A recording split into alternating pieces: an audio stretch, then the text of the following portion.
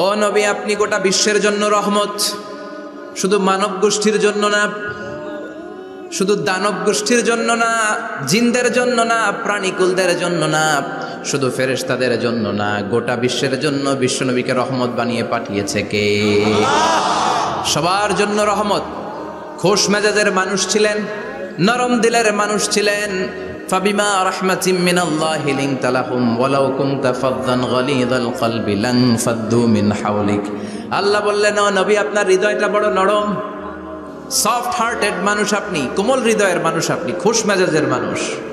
বিশ্বনবী এত খোশ মেজাজের মানুষ ছিলেন, বিশ্বনবী যেখানেই যেতেন ওখানে মানুষের ভিড় হয়ে যেত। যেখানেই যেতেন পিছু পিছু লোকজন ছুটতো, কারণ খোশ মেজাজের তো, সফট হার্টেড, হৃদয়টা কোমল। ওনার সাথে কথাই বলতে মনে চায়, টাইম পাস করতে মনে চায়। আল্লাহু আকবার। বাচ্চাদের জন্য রহমত। ছোট বাচ্চারা বিশ্বনবীর সামনে যদি কখনো চলে আসতো, বিশ্বনবী ওনার কোমল হাতটা বাচ্চাদের মাথার মধ্যে হাত বুলিয়ে দিতে। এমন কোনো বাচ্চা বিশ্বনবীর সামনে দিয়ে ক্রস করতে পারতো না যে বাচ্চার মাথায় বিশ্বনবী হাত বুলাতেন না। নাতিদেরকে অনেক আদর করতেন। হাসান আর হুসাইন রাইহানাতাইন, বিশ্বনবীর সুগন্ধি। হাসান বিশ্বনবীর কোলে উঠলে সাইয়েদনা হুসাইন কোলে ওঠার জন্য কান্না করতেন, আবার হুসাইন কোলে উঠলে হাসান কান্না করতেন। আবার সাইয়েদনা হাসান বিশ্বনবীকে ঘোড়া বানিয়ে বিশ্বনবীর পিঠের উপরে বসে বিশ্বনবীর চুল ধরে টেনে টেনে খেলা করতে। বিশ্বনবী ঘোড়া, আর ঘোড়ার বাদশা হচ্ছে হাসান। সুবহানাল্লাহ পড়বেন না? কি খুনসুটি, কি সম্পর্ক! স্ত্রীদের সাথে ভালো আচরণ, কম্প্যানিয়ন্স যারা আছে সাথীদের সাথে ভালো আচরণ, সবার সাথে ভালো আচরণ, সবার জন্য রহমত। এজন্য আল্লাহ বললেন, ওয়ামা আরসালনাকা ইল্লা রাহমাতাল লিল আলামিন। I have sent you as a mercy for the entire universe. ও নবী, আপনি সবার জন্য রহমত, আপনি সবার জন্য কল্যাণ। আপনার মধ্যে রহমতের বাড়িধারা এত বেশি, আপনি হ্যাঁ বললে শরীয়তের হুকুম হালাল হয়ে যায়, আপনি না বললে শরীয়তের হুকুম হারাম হয়ে যায়। আবার আপনি আঙ্গুল তুললে চাঁদ দুই ভাগ হয়ে যায়, জমিন থেকে পা তুললে আপনি আকাশে মেরাজে চলে যান। কি স্ট্যাটাস! কুড ইউ ইমাজিন কি স্ট্যাটাস আল্লাহ ওনাকে দিয়েছে! উনি হ্যাঁ বললে এটা হালাল, কারণ কোনটা হালাল কোনটা হারাম এটা ওনার কাছ থেকে জেনেছে। উনি যদি বলে ইয়েস, করতে পারবেন আপনারা, হালাল, কোটি কোটি মানুষের জন্য পারমিসিবল, লিগাল। উনি যদি বলেন নো, আমাদের সবার জন্য এটা হারাম, কোটি কোটি মানুষ আর করতে পারবো না। ফুল তুলেছেন, চাঁদ দুই ভাগ হয়েছে, পা তুলেছেন, মেরাজে চলে গিয়েছে। আল্লাহু আকবার।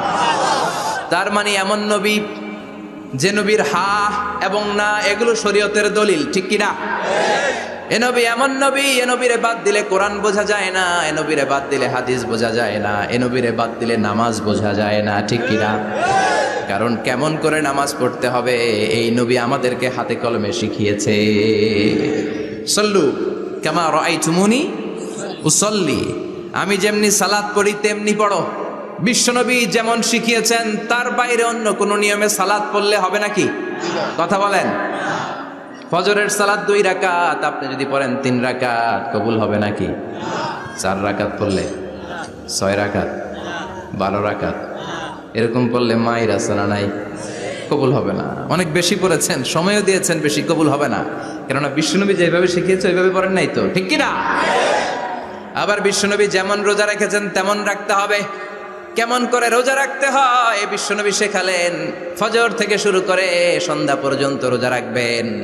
আপনি সকাল থেকে শুরু করে আসর পর্যন্ত রেখে আসরের পর ইফতারি করলে হবে নাকি? কথা বলেন। কারণ বিশ্বনবীর পদ্ধতিতে হয় নাই। আবার এই নবীকে বাদ দিলে হজ বোঝা যায় না, কেননা এই নবী কেমন করে হজ করতে হয় আমাদেরকে শিখিয়েছেন। বিশ্বনবী ওনার পুরো জীবনে 4টা উমরা করেছেন, একটা মাত্র হজ করেছেন। আর বলেছেন, খুযু আন্নী মানাসিকাকুম, কেমন করে হজ করতে হয় আমার কাছ থেকে তোমরা শিখে নাও।